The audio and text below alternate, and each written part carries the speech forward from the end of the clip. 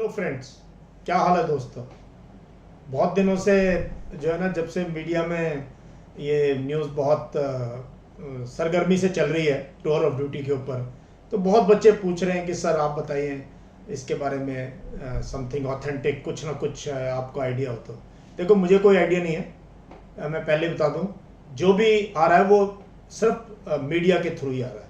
तो एक्चुअली कल सबसे पहले द हिंदू, जो बहुत ही रेस्पेक्टेड न्यूज़पेपर इंडिया का, उसमें ये एक आर्टिकल आया टूर ऑफ ड्यूटी पे, जिसमें कि उन्होंने जो जर्नलिस्ट है उन्होंने डिफेंस अपने कोई सोर्सेज का हवाला देते हुए ये क्लियर किया कि टूर ऑफ ड्यूटी अब आ रहा है, या तो इस महीने के एंड में आ जाएगा, नहीं तो अगले महीने certainly tour of duty is coming. तो पहली बात तो बच्चों, जो है ना, वो ख्याल छोड़ दो कि भाई दोबारा भर्ती होएगी जैसे होती थी। वो अब के लिए जो 2-2.5 साल से बंद है, वो बंद ही है। ठीक है, तो इतना टाइम क्यों लगा मैं कुछ कह नहीं सकता। शायद कहीं ना कहीं डिसीजन लेने में जो है गवर्नमेंट का काम है, वक्त लगता है। तो ये डिसीजन चल रहा था क्योंकि कई लोग इसमें इन्वॉल्व हैं। तीनों आर्मी, नेवी, एयरफोर्स, तीनों सर्विस हेडक्वार्टर्स इन्वॉल्व है। देन CDS का ऑफिस, जिसमें department of military affairs DMA involve है। और पहले CDS जो है, आपको पता ही है, उनका निधन हो गया था दिसंबर में। उसके बाद कोई CDS भी नहीं है। तो हो सकता है कहीं ना कहीं ये जो है डिले इसलिए हुआ है। लेकिन इसमें मुझे पता है नौजवान बच्चे जो है पूरे देश में जो है काफ़ी हताश हैं, बहुत निराश हैं। आप लोगों ने ट्विटर पे भी कैंपेन चलाया, आप लोग दिल्ली भी आए, आप लोगों ने जो है भारत बंद का भी आह्वान किया, और मैंने भी इंटरव्यू दिए मीडिया को इस पे। मैंने पंजाब केसरी में एक आर्टिकल भी लिखा इस टूर ऑफ ड्यूटी पे। और अगर आप देखो मेरी ये वाली वीडियो, एक काफ़ी महीने पहले मैंने ये रिक्रूटमेंट क्यों बंद है उसके ऊपर मैंने जिक्र किया था। और मैंने कई जगह इसके ऊपर जो है, क्योंकि मुझे लगा, क्योंकि बच्चे देहात से जुड़े हुए हैं, बच्चे पूछते रहते हैं, और मैं देख रहा हूँ इनकी जो निराशा है। क्योंकि आपसे बहुत से ऐसे हैं जिनका कंबाइंड एंट्रेंस एग्ज़ाम होना था या हो चुका है, रिजल्ट नहीं आया। बहुत का मेडिकल होना था, वो रुक गया है। कईयों का सब कुछ हो गया था और they were just waiting for call letter to join. और माँ बाप के सपने, माँ बाप की आशाएं, मैं समझ सकता हूँ गाँव से यही है कि एक बच्चा भर्ती हो जाए तो बहुत कुछ ज़िंदगी बदल जाती है परिवार की। खैर, अब वो नहीं हो रहा है। ठीक है, सो टूर ऑफ ड्यूटी, जिसका नाम आपको पता ही है, अग्निपथ नाम रखा गया है। अग्निवीर इनको कहलाया जाएगा। पता नहीं ये फौज मानेगी, बट कहलाया जाएगा रिक्रूटी। आप सिपाही ही भर्ती होगे। कोई, मुझे नहीं लगता कोई ऐसे टैग के साथ फौज इस चीज़ को एक्सेप्ट करेगी, अच्छा लगेगा। एनीवे, अभी मुद्दा क्या है?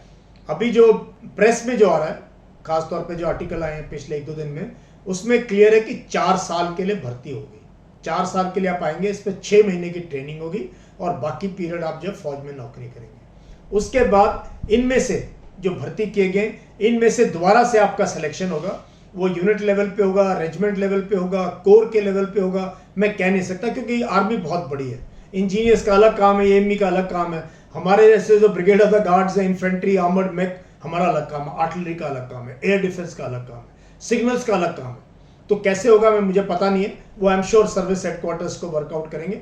तो 4 साल के बाद दोबारा एक प्रोसेस होगी, जिसमें तकरीबन 50% को रिटेन किया जाएगा और 50% को बोला जाएगा आप चलो घर। तो 21-22 साल में नौजवान जबकि कॉलेज कर रहे होते हैं आपके साथी, आप जो है ये 3-4 साल फौज में नौकरी करके बाहर आ जाएंगे ट्रेनिंग के। बात हो रही है कि इनको कोई सर्टिफिकेट दिया जाए, कोई डिप्लोमा दिया जाए, शायद, जिससे कि आप अपनी सेकेंड इनिंग्स में कोई और नौकरी आप कर सकें, या शायद कुछ ना कुछ आपको सीवरेंस पे या एक तरीके से कुछ ना कुछ कंपनसेशन दिया जाए। 8-10 लाख 12 लाख रुपए, पता नहीं कितना फिक्स होगा, कितने महीने आपने नौकरी करी है, पर मंथ आपको इतना दिया जाएगा, और वो आप लेके जो है आप अपना कुछ भी काम शुरू कर सकते हैं। अब मुश्किल क्या है कि इसमें हमारी आर्मी जो है ना, मैं बार बार कहता हूँ, ना हम अमेरिकन आर्मी है, ना हम इजराइल आर्मी है, ना हम सिंगापुर आर्मी है, ना हम रशियन आर्मी है, ना यूरोपियन आर्मी है, हम इंडियन आर्मी है। हमारी समस्याएं, हमारी जो प्रॉब्लम्स है हमारी है। और कोई देश ऐसा नहीं जिसकी जनसंख्या 130 करोड़, और कोई ऐसा देश नहीं है जिसके कि एक तरफ एक पाकिस्तान है जिसके साथ 15 अगस्त 1947 से जो है युद्ध की स्थिति है, और पूरा का पूरा बॉर्डर मैन होता है, पूरा का पूरा बॉर्डर मैन होता है। तो पता ही आपको कश्मीर की 30 साल हो गए लड़ाई को छिड़े में, और कारगिल की लड़ाई आपको पता है 22 साल हो गए हैं। सियाचिन में आपको पता है पीस है, लेकिन कभी भी कहीं पर भी दुश्मन आपकी सिचुएशन का फायदा उठा सकता है। अब आप चाइना को ले लीजिए, काफी सालों के पीस के बाद अब चाइना फ्रंट भी तकरीबन खुल चुका है। डोकलम में प्रॉब्लम हुई, उसके बाद ईस्टर्न लद्दाख में प्रॉब्लम चली रही है, 2 साल से ऊपर हो चुके हैं। और कभी भी पूरे हमारे बॉर्डर पे ईस्टर्न लद्दाख से लेके अरुणाचल प्रदेश तक कभी भी कहीं पर भी कोई समस्या खड़ी हो सकती है। नेवी का रोल आपको पता है, इंडियन ओशन रीजन में India is a big power, और हमें एक्सर्ट करनी पड़ेगी अपनी पावर। भैया ये ओशन हमारा ओशन है, स्ट्रेट ऑफ मलक्का से स्ट्रेट ऑफ हॉर्मुज तक। एयरफोर्स का रोल भी बढ़ता जा रहा है, क्योंकि भी देश जैसे जैसे प्रोग्रेस करेगा रिक्वायरमेंट पड़ेगी। अफगानिस्तान में तालिबान की सरकार आ रखी है, और क्या हालात है वो आपको पता ही है। हमारा कोई अभी वहां पे इन्वॉल्वमेंट नहीं है, बट कभी ना कभी एक खतरा ब्लो बैक हमारे देश के ऊपर भी आ सकता है। Internal situation paramilitary forces manage कर रहे हैं अच्छे तरीके से। पहला क्वेश्चन तो ये है कि क्या जब ऐसी देश की सिक्योरिटी की सिचुएशन हो, वहां क्या ये 2-3 साल के लिए जो सैनिक आएंगे, क्या ये गनर बन सकते हैं? क्या ये टैंक, बीएमपी, गन के, एयर डिफेंस सिस्टम के गनर बन सकते हैं? नहीं, क्योंकि 8-10 साल लगते हैं अच्छा सिपाही बनने में, और फिर लांस नायक, हवलदार, तब जाके डेड कमांडर बनता है इंसान, तब जाके इंडिपेंडेंटली किसी न किसी टोली का हिस्सा बन सकता है। तो ये सब रैंक एंड फाइल को ऐड करेंगे, इनसे मुझे लगता नहीं कि कोई हमें इतना फायदा होने वाला है। दूसरी बात समझने में ये वाली है कि पैरामिलिट्री फोर्सेस में क्यों नहीं ये टूर ऑफ ड्यूटी आ रहा है, ये आर्मी में क्यों है, जिसका कि देश की सुरक्षा से संबंध है। और इसका सिस्टम यही एक ऑर्गेनाइजेशन है जो कि इतने सालों से एक डिसिप्लिन से, एक सॉलिडेरिटी के साथ, एक देश की अखंडता के लिए एक तरीके से देश को बांध के रखने वाला एक हमारे पास एक ऑर्गेनाइजेशन है बहुत जबरदस्त। और उनकी कमिटमेंट भी आप देख लिए, इंटरनल सिचुएशन और एक्सटर्नल सिचुएशन, बाढ़ आ जाए, कुछ भी आ जाए, हमारी आर्म फोर्सेस ने बहुत जबरदस्त रोल प्ले किया है। तो मेरी ये राय है अपने यंग फ्रेंड्स के दोस्तों, देखो अगर आप इस पे मेहनत कर रहे हो, कहीं कोचिंग ले रहे हो, तो अभी आपके पास टाइम है, आप जरा दोबारा सोच विचार करें कि क्या आप 3-4 साल के लिए आना चाहोगे, फिर आप कहाँ जाओगे।